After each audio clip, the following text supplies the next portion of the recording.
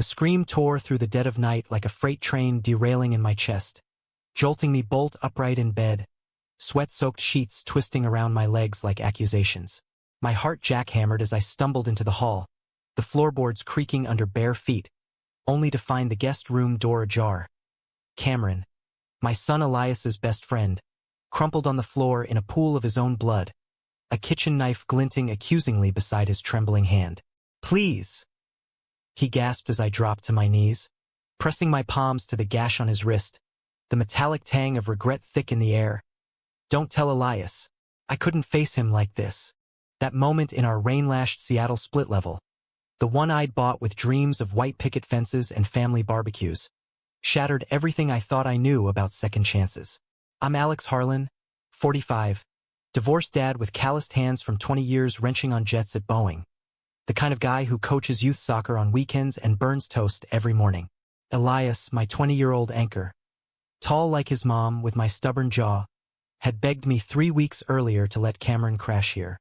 Dad, his folks flipped when he came out, kicked him to the curb with nothing but a duffel bag. He's like my brother. How do you say no to that? Especially when your own closet door creaked open a decade ago, costing you your marriage and half your soul. Cameron Hayes. 6 foot something of quiet intensity, dark curls that flopped over hazel eyes hiding storms, and a sketchbook always tucked under his arm like a shield. He'd been Elias's ride or die since freshman year at Roosevelt High, late-night gaming sessions, road trips to the Oregon coast, the duo that made my empty house echo with laughter again. When he showed up that first night, rain dripping from his hoodie, backpack slung low, he mumbled, "Thanks, Mr. Harlan. I won't be any trouble." Trouble? Kid, you were a goddamn gift wrapped in grief. We settled him into the spare room upstairs, the one with the sagging futon and faded Mariners posters from my bachelor days. Elias helped unpack, blasting indie rock from a Bluetooth speaker while I whipped up spaghetti in the kitchen. Comfort food, the universal language of "you're safe here." Over dinner, Cameron picked at his plate, fork tracing patterns in the sauce. "My dad's a pastor," he said finally, voice low. "Thought prayer could fix me. Mom just cried." Elias squeezed his shoulder, shot me a look that said, "See? Family." I nodded, throat tight, remembering my ex-wife's face when she found my hidden emails to that barista in college. Betrayal in her eyes, packing boxes while Elias napped oblivious in the next room. The days blurred into a tentative rhythm. Mornings, black coffee for him, mine light and sweet, chatting about his graphic design classes at Seattle Central while I griped about assembly line quotas. Afternoons, he'd hole up sketching, lines flowing fierce and fluid, turning pain into pixels. Evenings, the 3 of us on the couch, binging The Office reruns, his laugh, rare but real, easing the ache in my chest. I caught myself watching him, not like a dad should, but like a man starved for connection sees water in the desert. Those forearms dusted with ink from late-night doodles. The way his shirt rode up when he stretched, revealing a sliver of skin tanned from summer hikes. "Stop it, Alex," I'd think, busying myself with laundry or lawn work. He was Elias's age, for Christ's sake. Off-limits in every code I lived by. But cracks showed. He'd wake yelling from nightmares, Elias tiptoeing in to calm him with stories of their dumb high school pranks. One Sunday, after church, Elias dragged us, habit more than faith. Cameron lingered in the kitchen, staring at the fridge magnets like they held answers. "Ever feel like you're poison?" he asked, not looking up. I leaned against the counter, arms crossed. "Every damn day, kid. But poison's only fatal if you swallow it alone." He met my eyes then, a spark. Gratitude? Something deeper? Flaring before he ducked away. Elias noticed the shift too, pulling me aside after a pickup basketball game in the driveway, sweat-soaked and grinning. "Cam's opening up, Dad. Thanks to you." Pride swelled, mixed with that nagging pull in my gut. We were good, the 3 of us. Hiking Discovery Park trails slick with autumn leaves, grilling salmon on the back patio while Puget Sound glittered under overcast skies. Seattle's gray suited us. Moody, resilient, hiding beauty in the mist. Then the hook twisted deeper.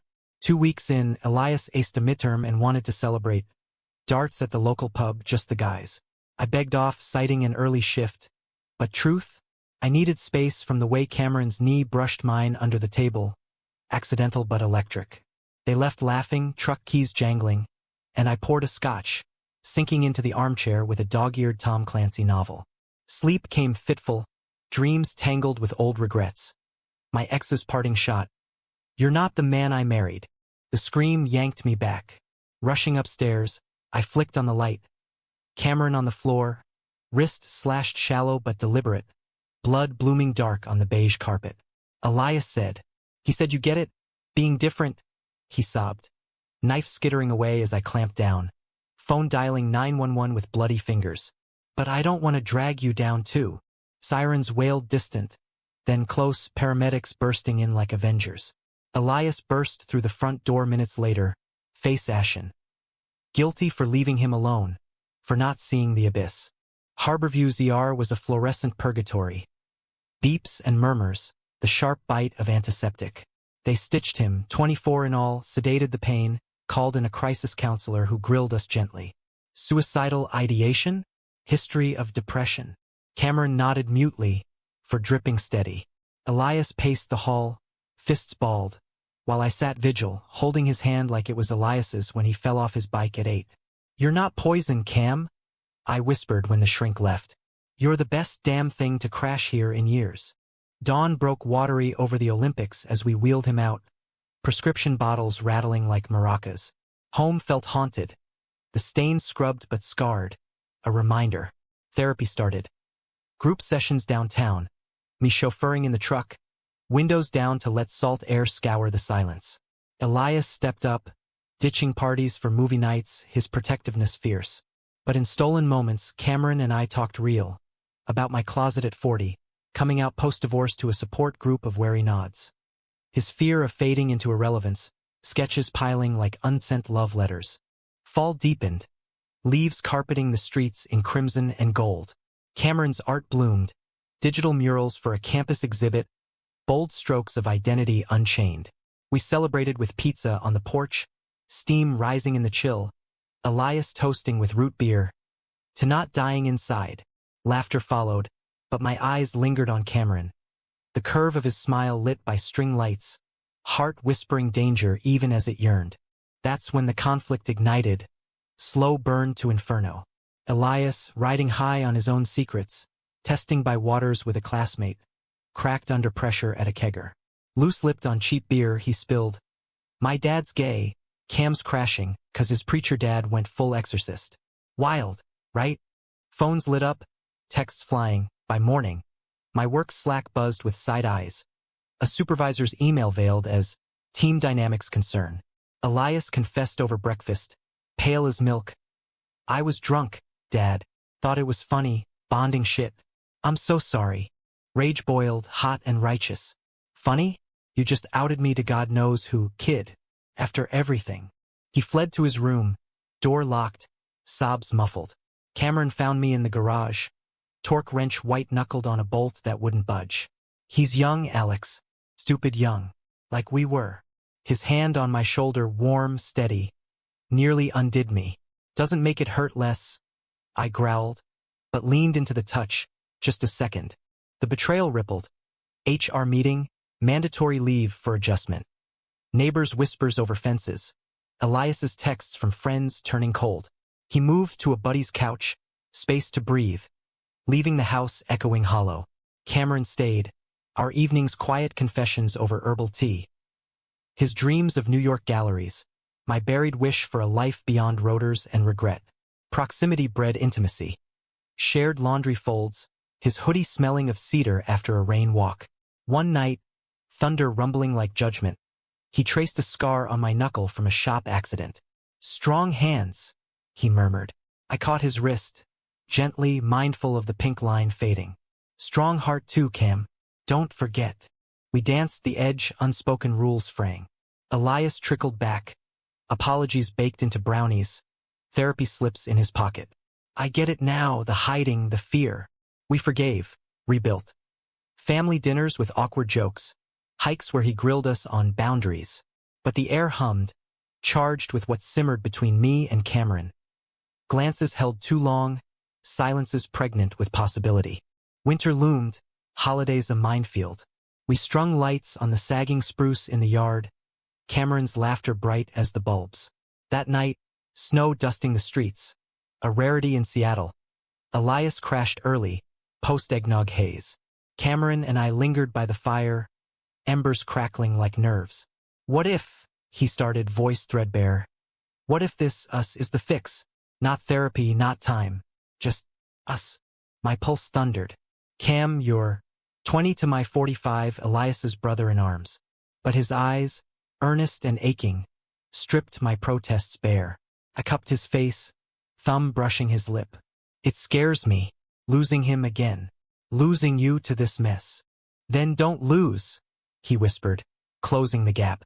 Our kiss was tentative fire, lips soft, breaths mingling. No demand beyond the heart's quiet roar. We pulled back, foreheads touching, the world narrowing to this hearth-warmed room. But dawn brought the storm's eye. Elias, up for coffee, froze in the doorway.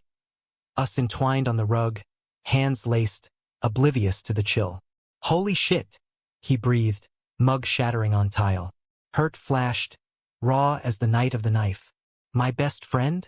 My dad. He stormed out, tires squealing into the slush. The house iced over. Voicemails unanswered.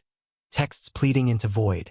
Work called, indefinite leave, whispers of early retirement. Cameron packed once, duffel half-zipped. I won't break you too.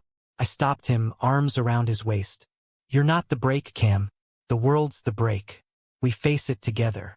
We did, driving aimless loops around Lake Washington, fog cloaking our fears. He sketched our profiles intertwined, lines tender. I wrote letters to Elias, unsealed on the kitchen table. Son, love isn't a zero-sum. It's the sum of us. The climax crashed one blustery February eve, gales howling off the sound. Elias texted, meet at Alki Beach. Now, we arrived, wipers slapping rain, hearts pounding. He stood by the driftwood, soaked trench coat flapping, face a war of grief and grit. I hate this, he yelled over the roar. Hate seeing you happy without mom, without normal. Cameron stepped forward, rain sheeting down. Normal's a lie, Eli. It's just surviving till you find real. Elias turned to me, eyes storm-tossed. Does it have to be him? My friend. I pulled them both under my jacket, a sodden huddle against the gale. Love picks who it wants, son. But family? That's choice. Every damn day. Words tumbled. Hurt aired like laundry. Forgiveness wrung out in the downpour. Elias hugged us fierce, salt mingling with rain. I choose you, both, freaks and all. Spring thawed us slow. Joint therapy, Elias interning at Boeing with me, Cameron exhibiting downtown, his piece, Two Figures in Rain, sold to a collector who wept. We built a life, messy American dream. Barbecues with rainbow flags fluttering. Road trips to Yellowstone where bison grazed indifferent to our scars. Years on, Elias walks Cameron down an aisle. Me waiting at the other end. Vows exchanged under big sky. Not perfect, this love earned in blood and betrayal, but human, whole. And in the quiet nights, his head on my chest, I whisper thanks to the boy who screamed into my life, changing us forever.